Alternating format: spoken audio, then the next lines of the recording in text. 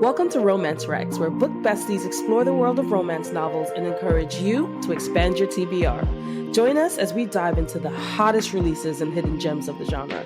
You can find us on Instagram and Threads at Romance Rex Pod. Hi, guys.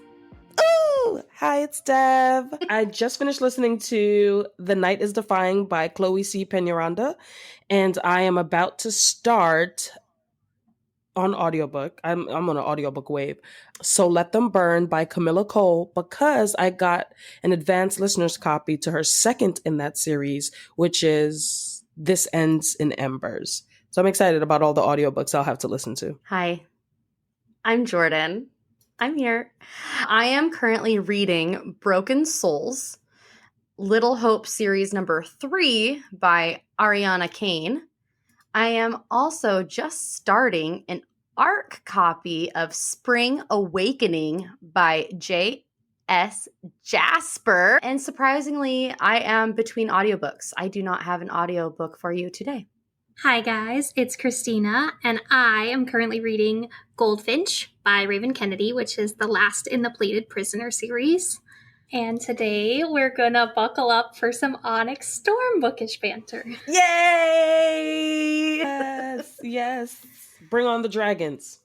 Yes, let's dive deep into this. This is not our usual content. Usually we will give you recs based on genres or tropes within the romance genre as a whole. But today we're going to dive deep into just this one book, the third installment of the Empyrian Series by Rebecca Yarros. No matter how we feel about certain books or the direction it's going or anything like that, or the questionable decisions made about certain things by the author that we may or may not agree with, it's still meaningful. Yeah. So here we are. This series is why we're here together. So we got to kind of love it for at least that. Yep. So yeah, let's kick this party off. We've got Onyx Storm hype everywhere. Everyone's probably dropping their reviews right now. So thank you so much for tuning into ours. This is not a spoiler-free episode. I'm going to tell you that right now. So if you just buckled in and you're ready for bleeps and cover-ups and cutouts, unbuckle, babe. Nope. Unbuckle. This is not the episode for you. Things will be spoiled. It will be very spoiled in this episode. We are not holding back. I'm going to give you some time to go finish your read and then come back and listen. Yeah. Or just go find another episode to listen to for a new rec. No spoiler-free. I think we're going to start with our quick overall rating, rank, and then we can do our quotes. Quotes? We all picked quotes from the book, right? I did. Yes. You did? Yeah, I did too. Okay, cool. Overall rank or rating? Ooh, what is this? Is this out of 5 stars? Are we doing like so Goodreads overall level? Star rating? Yeah, for those of you who just tuned into us for the first time on this episode because of Onyx Storm, thank you. Normally we don't rate books. We tell you why we liked them or why you might like them because rating is such a personal thing. But just to give you a little glimpse as to what you're going to get from our POV for Onyx Storm, we're going to give you our overall ranking. Yeah. Okay. Christina, why don't you start us out with your star ranking? And then give us your quote. Okay. We'll do the rating and then the quote. And there's no judgment here. A little bit. Yeah. We listen and we don't judge. We listen, we don't judge. Oh, you beat me to it, Christina. So, my rating of Onyx Storm overall was a 2.5. Oof. My rating of Fourth Wing was 5 stars, and Iron Flame was like 3.5, 4 stars.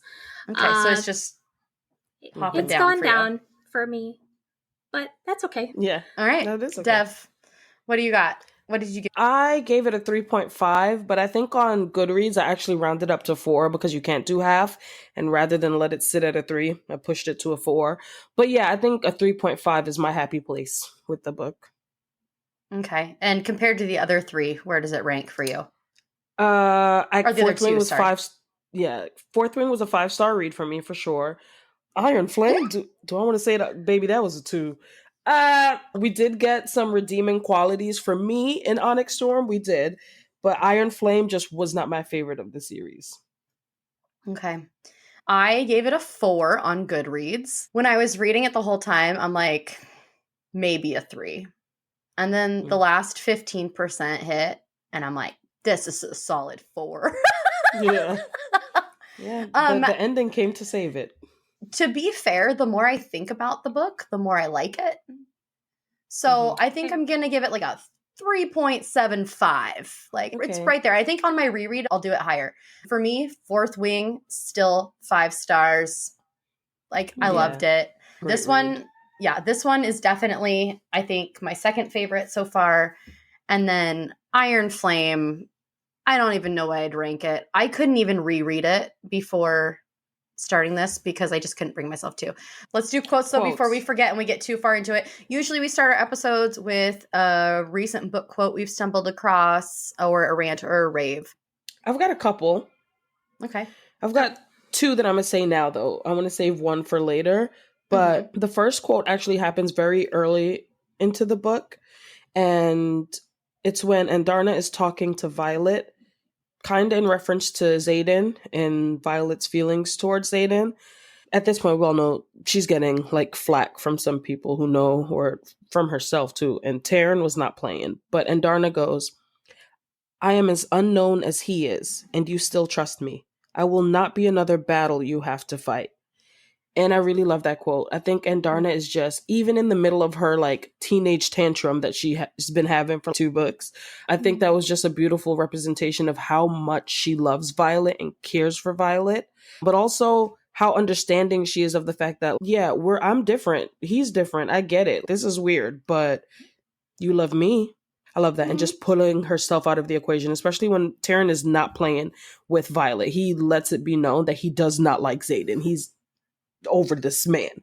I think having one of your dragons be nice is cool or whatever. Yeah, I've got that one. And then the other one is actually Violet's mom in correspondence that was discovered from her to Violet's dad. She says, and I quote, "Help her, my love.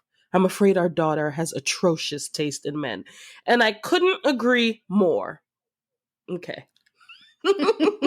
Still agree with her. Yeah. All right, Mrs. Atos, calm down over there. Right, not the dang girly. All right. Well, one of my favorite quotes. I'm going to read one now, and I'm saving one later when it's relevant when we talk about it. Violet starts out with Violet. Do you still love me? I enunciate every word and lean right into his space just to prove that I'm not intimidated by him. He cups the back of my neck and pulls me within inches of his face, close enough to kiss. I could reach the rank of Maven, lead armies of dark wielders against everyone we care for, and watch every vein in my body turn red as I channel all the power in the continent, and I would still love you. What I did doesn't change that. I'm not sure anything can. And I think that is what we friends call Yeah. There was a lot of foreshadowing in this book. And that's one of my favorite quotes too. That was actually the third one I was going to read. But that's one of my favorite quotes because it reminds me of the scene in Queen Charlotte when Queen Charlotte has that same kind of discussion, that stand-up moment with King George. Yeah, do you love me? And they kind of go tit for tat, but basically all the love just pours out. So that's one of my favorite little things. I just love it. It's the foreshadowing for me.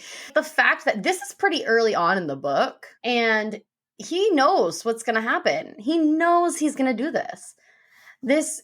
He's going to reach the rank of Maven, and he is going to kill everyone he knows, except for her. He knows that one spot, that one light. Okay, so I couldn't find a single quote I liked in this book, except whenever Taryn called Xaden the Dark Wielder. But I did really love the dedication at the beginning, so I'll read that. The dedication says, "To the ones who don't run with the popular crowd, the ones who get caught reading under their desks, the ones who feel like they never get invited, included, or represented. Get your leathers. We have dragons to ride." And I just love that. Yeah.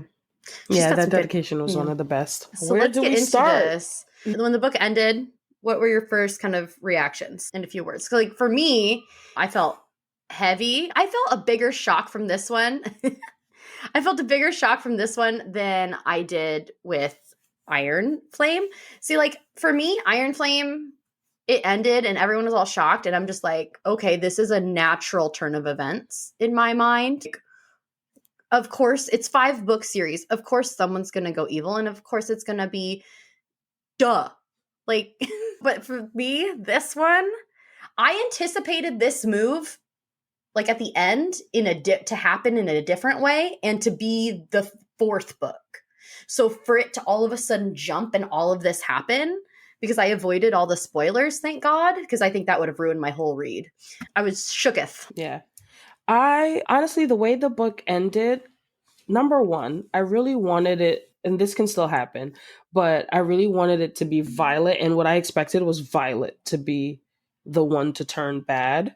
I really wanted that for her. I didn't want that for her.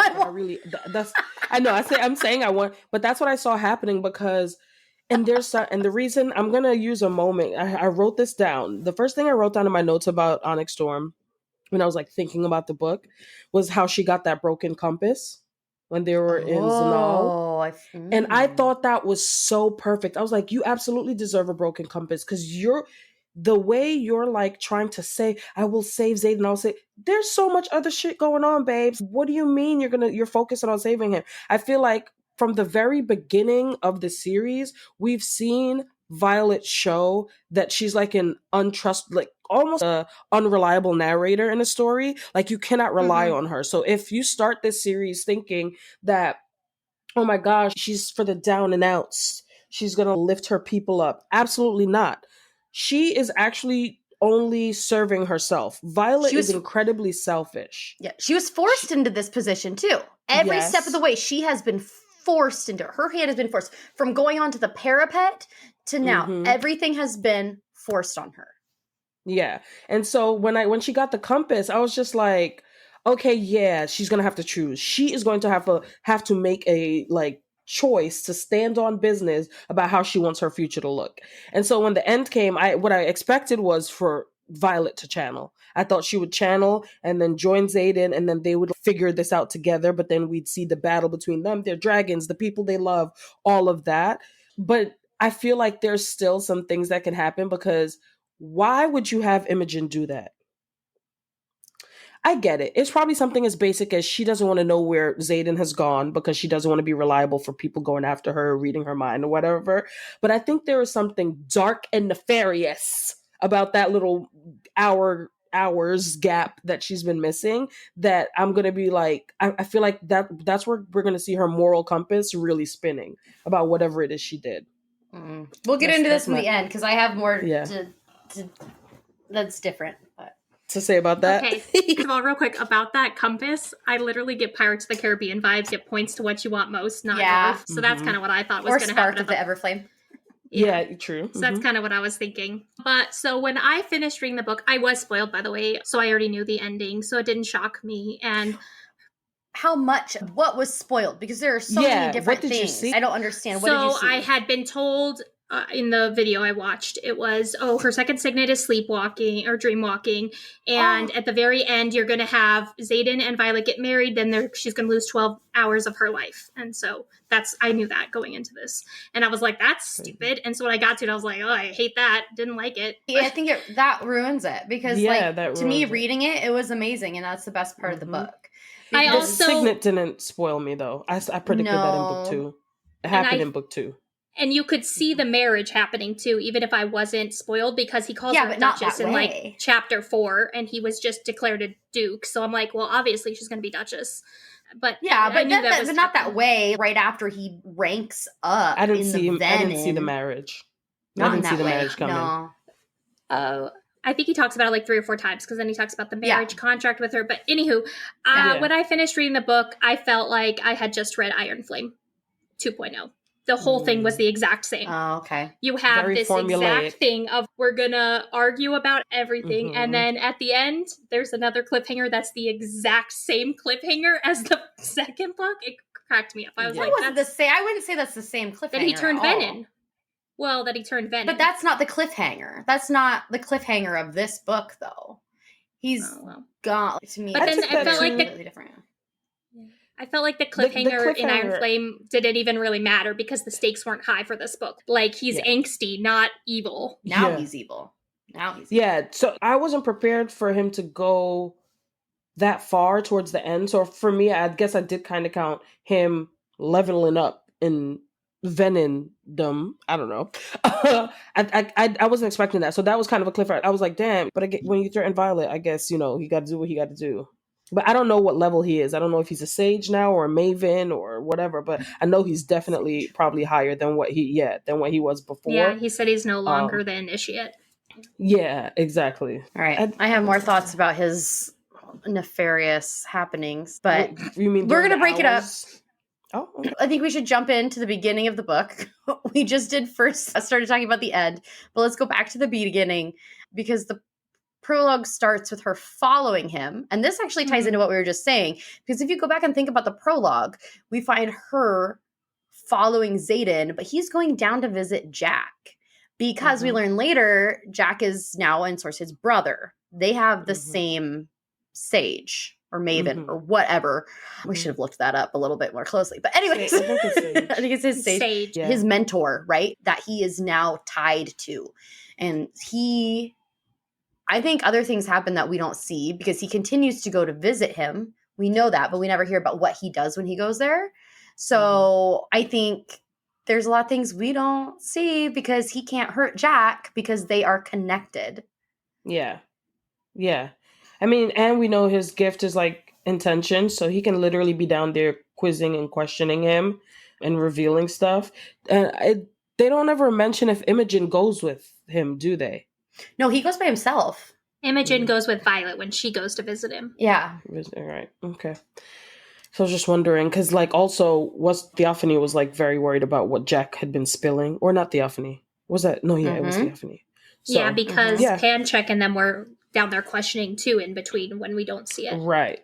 There's a lot we don't see. And that was one of the things Pancheck. Rebecca mentioned. Yeah, Rebecca mentioned like when in the first, I think it was during Fourth Wing, why we couldn't have a Xaden POV. And she was like, because he won't stop lying or something like that. Or he wasn't.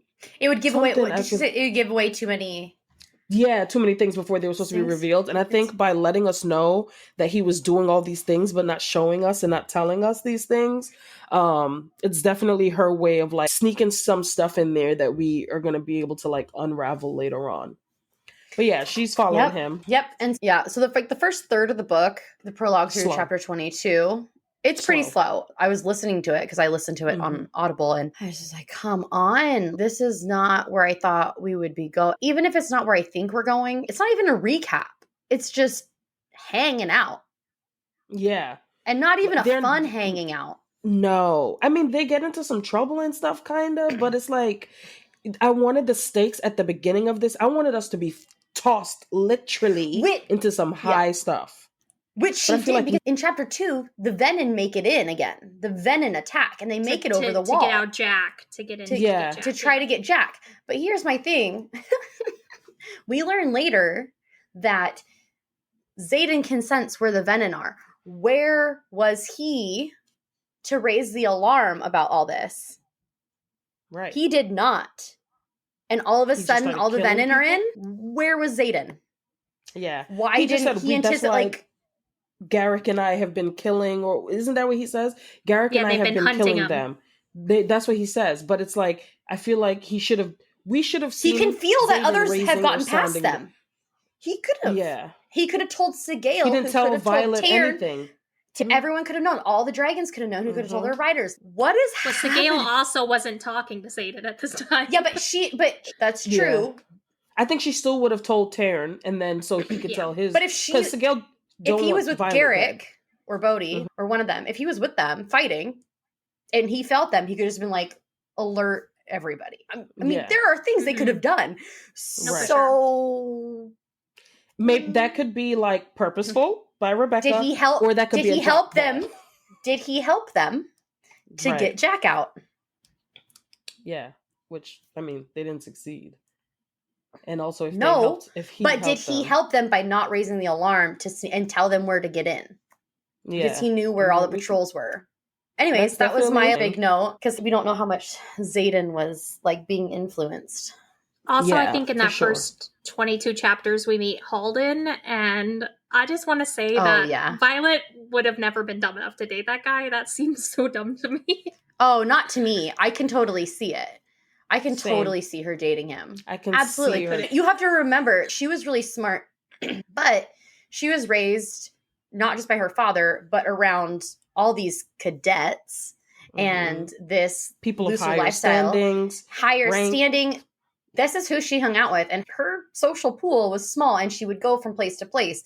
And like she said, to her, Ark is just Ark. They're just her friends or her dirty cheating ex.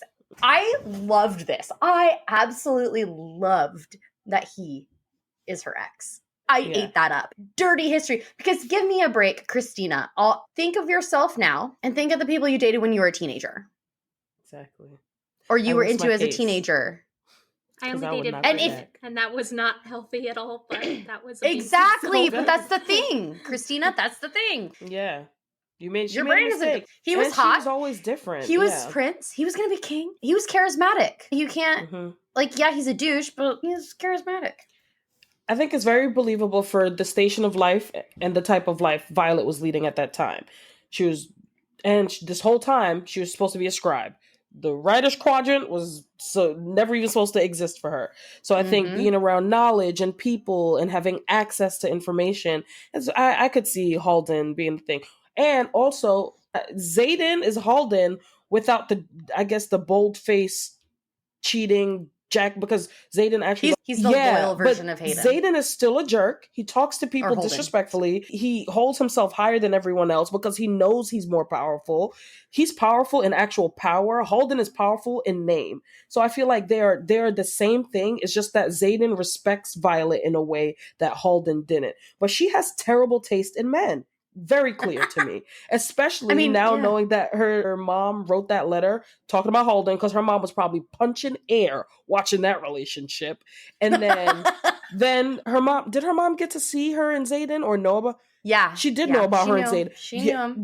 Then there's a lot of evidence saying that Violet makes terrible man choices. It's just we love Xaden because he's a shadow daddy and bandages her up when she's broken. But really and truly, him and Halden aren't very different. They're two powerful men. They just wield their power differently. I felt just like the storyline was just basically the cat storyline all over again, just to make someone jealous. I liked seeing the other point of view. I didn't like the cat storyline. I liked this one with that one because I liked seeing Xaden have to deal with it from the other point of view. I liked that because I hated the way he handled it. I hated the way that he handled her jealousy of Kat in Iron Flame. And so to see him be humbled in that way, I loved it. Yeah. And to see him jealous, I kind of like the way he handles jealousy. It didn't feel like too much. To be fair, shooting him across the room and into the wall, that's fine. If he was a good guy ex, I think I would definitely have different feelings, but he could feel his intentions. You have to remember that. He could feel his intentions towards Violet. Yeah. That and Halden's just shitty, but also I gave everything terrible Xaden did, I gave a grain of salt because he's Venom, and he shouldn't be normal. He shouldn't be the regular Xaden we're used to. He should have to struggle to not want to kill people every second or to suck magic out of everybody. So I think he did a good job being Venom in this book. Kudos to you, babe. Xaden, you did that because I expected you to be draining people left and right the entire book, and you didn't. You lasted really until the end, until y'all were literally losing and everybody was down and out. So yeah, I think he was a good Venom in this book. He didn't do too much. Yeah. Because we didn't even get to see really his inner turmoil very much, but looking back, only through Violet's dream walking. Which is probably the reason he won't sleep next to her, because he knows, I think his dreams, he knows they're not just dreams. I think he knows this other guy is a dream walker because he is training him whenever Xaden sleeps. And I think that's why he won't sleep next to Violet. Interesting. I thought, because dreamwalkers can control the dreams and they control things in the people's minds from what we can gather. So I think at night when he goes to bed, his mentor, I think he trains him and tries to level him up every night. And I think that's why she would be the one that was made to match his ability, because made to match him. Yeah, that's interesting. I didn't think about it as training. I just thought about the location that they're in whenever they have this dream, because it's the same dream, right? She's been having a million times. So in my mind, I've been picturing that dream as the moment he turned Venom. I keep seeing it as the No, it is, but It's I him think that the reliving it. sage is, I think it's him doing it to him every night and making him relive it. Because at the end, I just re-listened to the last couple chapters before we got in here because I wanted to understand what happened better. And I think that's what's happening in the dreams is I think he is going into Xaden's dreams whenever he's in like range or magic or whatever, right? Mhm. And I think he's That's bringing actually him really back good. to his low point, which is when Mhm. he turned.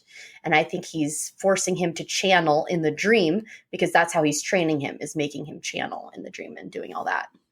Right, and how else would you train a fucking initiate or whatever? Do they go to school? You know, that actually makes a lot of sense. I didn't think about there's no vet in college. How are you supposed to put your hands on all your pupils? Yeah, which is So that also makes sense. why later when we hear about Violet, when they have this big revelation that she's a dream walker, Xaden's, yeah, those are real. Because I think he Yeah. knows he's being manipulated by Yeah, one. he could be lying. Yeah. You're right. Xaden could be lying. He And does that lie. is so unfortunate. He be lying. Or he omits. He loves to omit things. Yes, exactly. Or just make comments and be like, oh, really? Or it could be this without sharing with the class. In the vein of dreamwalking, I am curious as why Leothen, the Irid from Andarna's Den, why, or I don't know if it's him specifically who said this, but they say that Andarna gave Violet the most dangerous gift of all. And if that's dreamwalking, I'm trying to understand why that's so dangerous. I think because she can change people's thoughts in their dream and manipulate them like an intrinsic. Almost, she can read their thoughts and change them and manipulate them into what she wants. But then I think if that they once wake she up, learns, doesn't that fall off? No, I think she can trap them in their dreams. Because the only way she finds to get out of that dream is whenever she gets hurt. She like physically tries to hurts stab herself. herself. So And she I has think to wake Xaden up. And like it's said, she doesn't know how to wield this power yet. Okay. So I think we're just going all over the place, but I do have a quote that I marked because it's really interesting to go with her. And I think this is foreshadowing for what her signet can do. So at the end, when Theophany says to her, she said, so stubborn, it must be killing you. Realizing you don't have every answer. You aren't the solution to every problem. You're just another lightning wielder, mortally incapable of being everywhere at once. So I think eventually, in a way, she'll be able to be in more places than one because I think she'll be able to reach out to other people's minds when they're like unconscious or in a certain state, or I don't know what the limits are. But I don't think any of us know that yet. Yeah. I hope Rebecca knows because this magic system is confusing as hell. Oh, yeah. I hate when they use the term lesser magic because I'm like, what does that mean? Can anyone do it or only people? Right. Like, I hate it because I think that confuses me the most. When everyone has a signet, I understand. But then when you get into the voice projection and the lesser magic of it all, I'd be wanting to punch and air. then runes on top of that, using a pen. Yeah, like what babes? We are. I think it's too much. I think the magic system needs to. It should have just been signets, and I would have taken signets and runes. No lesser magic. Okay, you got a little disc. You need to jump high. You draw your little rune on you, and now you jump high. It washes off for 24 hours or whatever. I'm getting tired of the lesser magic. Okay. Also, signets. Remember when Sarah J. Maas said, "Oh, mates are rare," and then Rebecca Yarros said, "Second signets are rare," and everybody has one. Let me tell that. Okay, yeah, I have big feelings about the second signets. One, happy feelings because I feel like some of them may have been revealed to us in books 1 and 2. I'm not positive, but I feel like I need to reread those two just like to see Liam if I'm with right. ice. Okay, there's a lot that I'm like, huh. On top of that, though, the second signets that were revealed, because everybody got them in the crew, like the inner circle, basically, of Onyx Storm. Everybody has one. Yeah, so I feel like you don't have one? Oh. Yeah, but all of them are also lying about them. And so my understanding now needs to be, why are we lying about having second signets? It'd be helpful. Because they aren't trusted by the king and the government. Oh shit, all the people who have second Right, they can tell Violet, but all the second But signets it's only Violet and the Tierish people that were I didn't make that connection. It's like nature's way of making up for being marked by the dragons. Is their dragons? I see it as a dragon marked them in a negative way, right? And their dragons are able to now channel an extra signet to make up for what was done to them by dragons. Interesting. I didn't think about who was getting them. I just knew that everybody got one. That's why Dane was he's like, later you're going to explain how he's able to do this. Also, can we talk about what the hell Imogen's signet is? Second signet? Just a few chapters before when Sawyer, I think, said, there's never been a rock wielder in history, and then she's wielding stone, and... Oh, she was wielding stone? I don't even remember that part, because so much happened. Either she turned stuff into stone, right? Yeah, she turned metal into stone. And so I was like, huh. And I remembered when Sawyer said that, no, there's never been a rock or stone wielder, and Imogen's bet. There's something I literally just read. Darn it. Where is it? It was in the correspondence at the beginning of a chapter, and it said something like there are, I think it was 6 or 12 significant signets that only appear every century when a great need is there. But it's not just the original 2. 6. Right. So it's the 6. I think that's what's happening. What we're seeing, the resurgence of the new 6. Yeah. Because of the venin. Against the venin. That makes sense. Yeah. Yeah. Agreed. Yeah. So I think that's also part of why that's happening. Which at least there's an explanation for it, and it's not just everybody loves each other. I have some rapid fire thoughts real quick. They're all over the place, but I think they're important. I think that we had an outline, and I think we're just going vibes. Everywhere now. We're going on vibes now. Sorry, everybody, but here we are. I just see the time, so I'm like, I gotta get some hits off. Yeah. Who was Theophany as a priestess? I am very concerned about who she was as a priestess, but I also want to know who Violet was talking to, or if they were talking to Violet's mom. There was a communication about something about fuck you and my daughters or something like that. Do you guys remember that? But I don't remember who sent that communication. I don't think it was Violet's mom. I think it came from someone else, and I don't know who that is. I'm very curious if that was Theophany in some way or something. Well, they knew each other. Violet's mom and Theophany Lilith, knew each right? other. Lilith. Lilith. She was the answer to Theophany. She was the balance. Yeah. So Theophany came first, which badass villainess. My favorite part of the book. Gone. She cannot be gone. I don't want her to be gone. She's so gone, good. But she was my favorite. So her plot line was pointless. What? Not necessarily. We don't know that yet. No, but because she died and Violet didn't get any of the answers that she kept promising. Oh, yeah, but that's the point, is we're going to learn more. I don't think it was pointless. Theophany made her think about things. She made decisions because of Theophany. So I think that the fact that you were saying Theophany is killing me. Whatever. Sorry. With the T. I know. I'm all over the place with all these. Anyways. Yeah, I mean, I don't agree have with the you book both. in front of me now. Yeah, I agree with you both. I don't think it was pointless. I think she was the best villain I've read in so long, because she ground my gears with the way she was always 10 steps ahead of them. It was so good. Mm-hmm. I'm also pissed now that I can't get any of these answers, because Violet should have went to the dark side when the girl was telling her, I have answers for you, babe. Come get me. I would say, oh, coming, babe. Give me the answers. Because, and so now, Jordan, I am pissed, and I hope she's not dead, because I would love her to regurgitate or regenerate, whatever. Regurgitate. Is that what you vomit up your food? Well, whatever she got to do to get back in the lands of the living, I need, vomit herself back up, because I need the secrets. When I tell you, oh my gosh, she was the best. She got me so pissed every time she hopped on the screen, on the page, in my ear. Anyway, every time she was like talking or speaking, I was like, damn, she is so good. Y'all suck. How did she get here before you? Like, you guys suck as cadets. She's the God in here left you a little note at the thing you were getting. Go off, Dev. Honestly, sorry. There goes my rant for today, right? How I love Theophany, but also, babe, why are you dead? And the cadets suck because they couldn't beat her. And also, why did it take us that long to realize that she wasn't wielding lightning, that she was actually wielding the storms? So I didn't even think about her being a storm wielder, but I thought it was super weird when she hid all of the wyvern in her In the storm. cloud. Because I was like, Violet can't do that. I should have realized that's what was happening, because that like, should have made, like, my first thought was, she can't control the clouds. Her lightning just comes down. So how is that? How does she get from here to there? That's good writing on Rebecca, because that should have been a plain explanation. And I think some people probably did pick that up. I think some people probably did, but not everybody. And not I, said the cat. I was like, oh my gosh, she is really controlling the lightning, guys. She is making sure she misses her wyvern.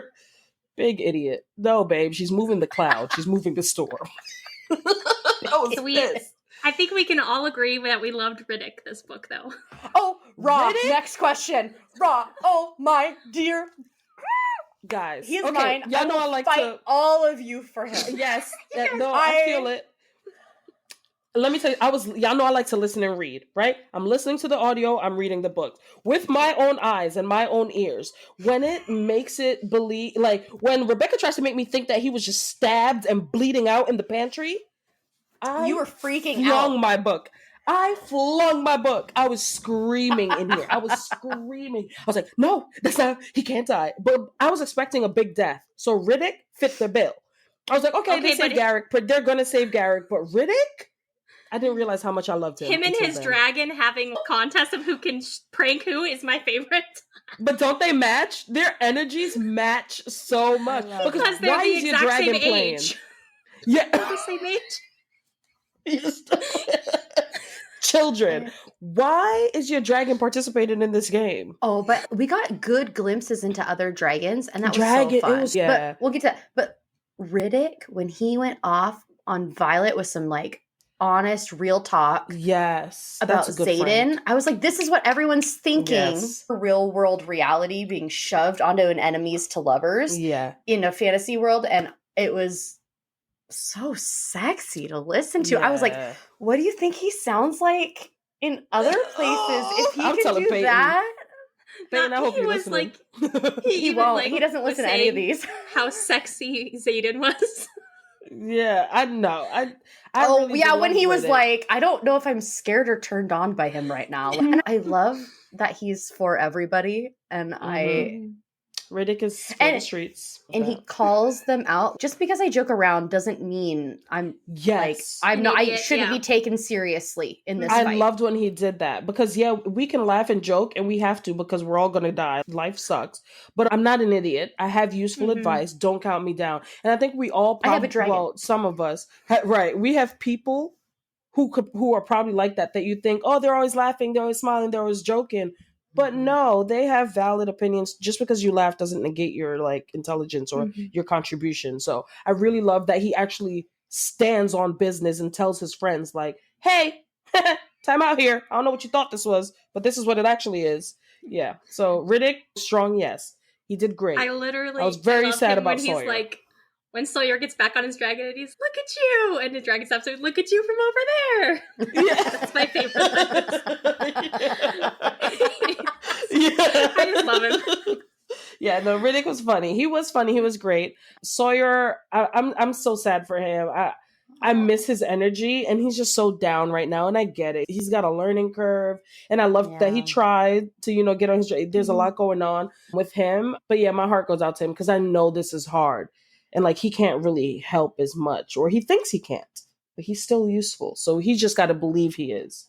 Yeah. I liked how he went to different people for different things. He went to Violet when he knew he needed her kind of encouragement, because she understands what it means to be different, to have to do things in a different way. And like someone who wouldn't pity him. Yeah. And I just, he's great. I love him. Yeah. Wait. I have a question about Sawyer and... Are they together? Did I miss something? Are they in love? They did fuck hitting once. On her. Huh?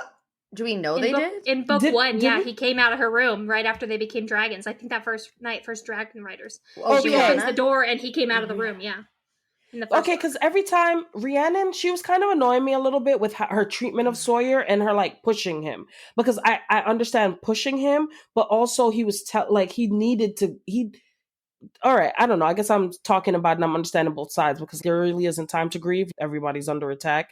But I felt like she was just college. Yeah, I think she was just like, I don't know, pushing him a little too much. And then I was like, is there more at stake? And I couldn't remember if they were like together or anything. So I think for me, I would understand if they were in a relationship and she was like pushing them. So they weren't in a No, relationship. they just was dating some other girl. Yeah. Right. She was dating some other girl in the second book, but they did. That's what I remember. Yeah. Okay. Well, most of them have slept with each other. Yeah, they just Violet's nasty at I'm kind of sad that we missed that Violet never Need some condoms. did all that. I would have liked to see Violet a year before getting with Xaden and her really just taking advantage of the who knows when we're gonna die. Yeah, even Rye tells her that. You just need to get fucked and have some fun. Like, and she's have fun. Yeah, that was cool. No, I just need to think of him. Sorry. That continues into this book. That's my biggest problem with this book, where she thinks her orgasms are more important than the safety of the continent. And I'm like, girl, I want to slap her with the book. There's bigger problems going on. Figure this out later. Here's my thing, though. Every sex scene. I hated them all. I'm sorry. Yeah, they were a little theatrical. Too much theatrics. It was always like, I love you, but you can't be near me. Don't touch me, but we should kiss and we love each other. And I'm like, okay. Okay, but I get that it's annoying, but I think it's very similar to most couples in other romantasy books. Every other male main character that is morally gray puts her above his people. So if you have that complaint, I think you should have that complaint with most other MMCs. Kingfisher, Reese, I have plenty of definitely Rowan doesn't care about anyone else. I think if you want someone who's going to put his people above the FMC, then you're a Tamlin stan. I am. Because that's what Tamlin does. Yeah. I just didn't I didn't care much about her putting the people. I just didn't like the scenes. It made me sick. I couldn't do it. I just didn't like reading it. But I think it's because I didn't love Violet in this book. I didn't love her in book 2 and I didn't like her in this book. So I think, and that might be on purpose, Rebecca. Are you doing that on purpose? Because I don't like her as a character. I'm sick of her. Because you know what I'm sick of? But I love him. You're going to be fine, babe. We got this. There's nothing wrong with you. You got to look. The denial, her denial factor is a little too high. If she would have easily said, okay, you're Venom, this is big, this is bad, let's figure out a little more panic, babe, because she panics a lot in this book. Yeah. She shows that she can panic. But for some reason, when it comes to Xaden, it's just the Venom thing it doesn't matter. And that's what I don't like, because this is That's what my problem is. It's not about above the people. It's just like, there's bigger problems. You should be focusing on that instead of worrying about getting off. Yeah. And for me, the biggest problem in this book, this is getting me worked up now, I remember. What is the fucking chain of command? These are essentially barely not teenagers. You're right. They just got handed these all-powerful dragons. This is where my next quote comes in. Are you ready? You get one chance to form your own squad, and you choose your ex, your current lover, the quadrant's resident smartass, 2 people who have tried to kill you in the past year, one over said current lover, and whatever Dane is. These are your choices for the most important mission any writer could possibly undertake. I'm glad someone said it, Taryn chimes in. Like, Mira and Taryn knew what was going on. Nobody else knew what was going on. But, like, how does she... Just because of Taryn? Is that literally all? But how? Yes, I understand how maybe she could get away with things because of Taryn, but how are they not crucifying Atos tries to do that. Colonel Atos does that. He sends them away to Samara or whatever for 2 days because he can't punish her, but I'm going to punish your friends. But that's the only thing we ever see. But that's the only thing that gets... The chain of command thing, I'm with you. I hate weird. And you know what it is? There is no chain of command, but I also hate how Violet, like, puts on her, I'm the baddest bee in this town. I've got these 2 that pisses me off because she's screaming to everybody, this is my squad, this is my team, this is my mission, mine. But then she's also thinking, oh, I don't want to lead a people. I don't want to be a queen. Babe! These two things cannot exist as much as you can have second thoughts like, ooh, am I cut out for this? But let me see some of that. I don't want to lead a people. When you talk about, I have the two best dragons. I understand you can be a baddie, but also don't come and tell me you don't want to be a queen. Like, I want that. I'm the baddest on the throne too. It's kind of it doesn't feel natural because yes, it contradicts each other, but it almost feels like Rebecca wrote that reluctance to lead in her just for the want to be able to say the famous quote of the best leaders never wanted to be leaders. It's almost like it's being written just to play into that cliche trope. It doesn't feel natural to everything else. Well, because now she's a duchess, and so I assume she has control of Tyrandur's armies. We'll see Zayden how said she it's yours uses that now. power. Yeah, and that's what I thought from that too. That it's yours. I'm pretty sure he was talking about the throne. Oh yeah, absolutely. That's why she has the family ring and everything. Right. But I need a whole book just on the dragons because I do not understand that. Like, I kind of understand at base level their hierarchy, but they all are super long-lived and they should know most of this stuff. So are they just like playing puppeteer with all these people and like laughing at whatever they do? Like, I don't get it. Like, they have to know says the Empyrean keeps secrets from humans, but that doesn't seem fair if it's important to the survival of both races. And really, there's a lot we're missing, I feel like, because it doesn't make sense.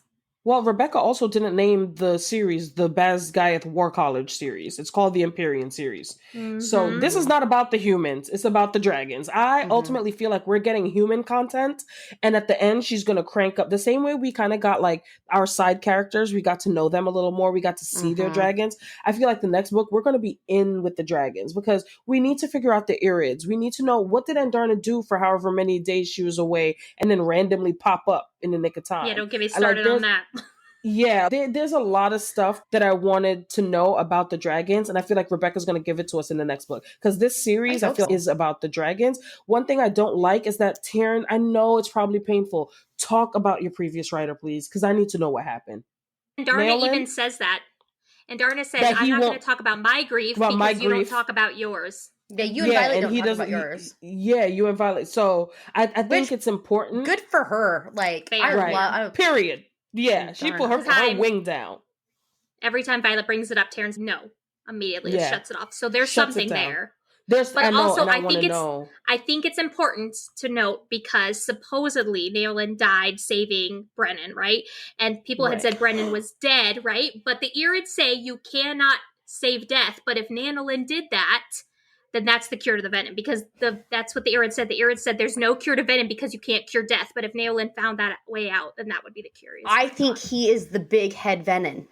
A lot of people thought that. He turned venom, channeling to save Brennan. I think he's the most powerful. I bet that's why he doesn't want to talk about him. It's possible. Not because he died. And that's why he is. And I bet that is why he is so against Zayden the moment he turns. Because it's so personal to him. Ooh, yeah. But then does that mean when you turn, does it break your bond with that writer? So why is Sigale and Zayden? But we know that dragons can break their bond. If they choose to break that bond with a human. She's pure magic. But if I bet he could. I bet Taryn could. Taryn is very powerful. I bet. Or maybe once they hit a certain level of venom, and if he channeled all the power he possibly could and just it has no soul left, then that would be because you bond with your soul to a dragon. So if there's no soul left, there's no bond. Right. And Zayden still has a soul. We can see it in the way he's able to come off the ice. Now at the end. Now, that speck is gone, baby. Gone in the wind. That speck is gone. That was me blowing that speck away. Bye, Zayden. Gone like Andarna. Yeah, so I want to see how his relationship with Sigale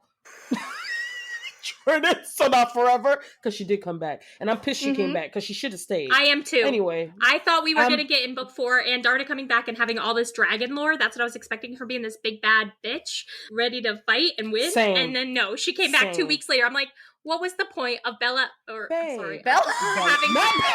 her Bella moment. She had her Bella moment of crying in bed the season's passing. Guys, and I'm crying about that though. I was crying about her leaving. Oh my god. I did feel bad for her. When she was like, he was like, we have to leave. Like that whole interaction before deciding to let Andarna leave, I was like crying. I'm like, this is that was really poor little sad. Andarna. But then also, it wasn't Leothin, right? She came back. Leothin gave it to felt like Violet. it wasn't worth it. Yeah. He tore her up. He was like, "You let her do this? Yeah, let her go because." Look at her. Look at the things and that's true. And Darna is a representation of Violet. I think that she's just like Violet. Whatever Violet needed, projected, it's in Andarna. She was a child. She hasn't seen, all she was doing was listening to her little shell. She hasn't actually seen the world like Taryn and Sigale. Like they've actually probably done this song and dance already. Andarna is just soaking up whatever she's currently seeing. Yeah, so I think it was right to let her go, let her learn about herself, let her learn about her people. And if it turns out that she learned enough to say, you know what, I love that y'all are peaceful, love that for us, but my people need help. I would love that to be the reason she came back. Like she started seeing, you know? Yeah, but we'll see, I guess. How long we have to wait? We don't know. I think we she said 2028. Yeah. Oh, cute. That was going to be my rant today about how I'm done reading these long ass series books. I'm sick of it because I'm tired of I'm not reading nothing that's unfinished. And that's a lie because I am. I do think our time is almost up, but I do want to at least acknowledge the fact, which says a lot that we haven't even talked about it, that they went island hopping. We don't need to get into all of it, but I've been saying since book one, the first people I get to talk to, I said, these gods are gonna play a big role in this series. Yeah. I've been saying that since day one, and I felt so validated this book. Yeah. I will say that. I was like, yeah, fuck yeah. And in the whole thing with her at the temple, we don't know all that. We haven't even talked about that. She saw people like her, little girls. She's been dedicated, but wasn't what does that mean? What does that mean? Yeah. I actually have that as a question. Yeah. Why did Asher get her dedicated? What does it mean? I guess we kind of know why, but yeah. And that ties into the magic and the prophecy and whatever information he got. Eric, is that how he pronounces his name? Arik. I don't listen. Arik. Being able to have precog and send her the thing from the temple. His I love gift? that. Yes. Because he was doing it the entire book. Yes, and I wondered what he's doing. I love him. I do love him. I hope he's got lots more secrets. Love him. You see, Riddick, for you, Arik. Raw. Next question. Raw, next question. He is what Melvin I don't fuck first could years. never be. Hold on. I have a quote I saw on TikTok or something Yeah. So here it is. A marked wing leader and a first year when his dad caused her brother's death is Vi and Zayden.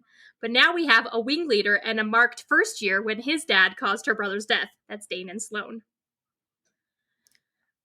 I love Dane and Sloane.